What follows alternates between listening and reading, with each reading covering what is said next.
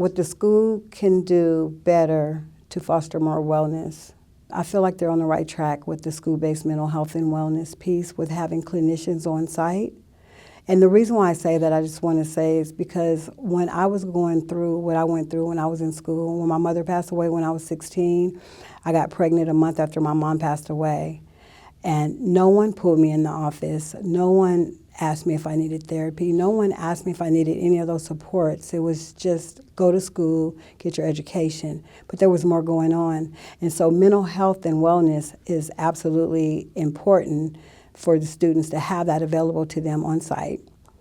But I think it's also important for them to have substance abuse counselors at the schools. And I think that's something that's often overlooked, because substance use is kind of the black cloud that people don't want to look at.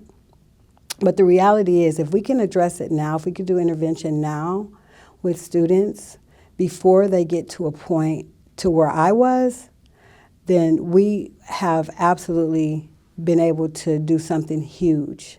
And I think to know if you have substance abuse counselors on site, or at least in districts that can be called out to work with students, certified drug and alcohol counselors to work with students to help them learn about the disease of addiction, how it manifests itself, and how they can work on being clean and sober, and how that little innocent vape can turn into a whole lot more. And not saying that vaping is innocent, I'm just saying kids look at it as innocent.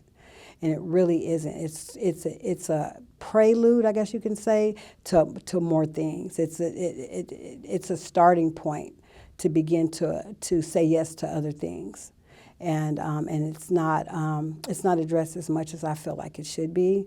I don't think there's a lot of substance use disorder support in the schools, which is not good at all, because the vaping, the smoking, the weed, the drinking happens daily with at least 4 to 5 kids at the schools I work at per day. And so with that being said, that lets you know that there definitely is a concern and an issue that needs to be addressed. And they need to think of it different from the way we thought about it in the 80s. We need to think about it different from the way we thought about it in the 90s. We need to think about it different than the way we thought about it in the early 2000s, because now we're talking fentanyl. Now we're talking things that you may not be able to come back from. So I think it's important for us to really, really focus on putting substance abuse counselors in schools.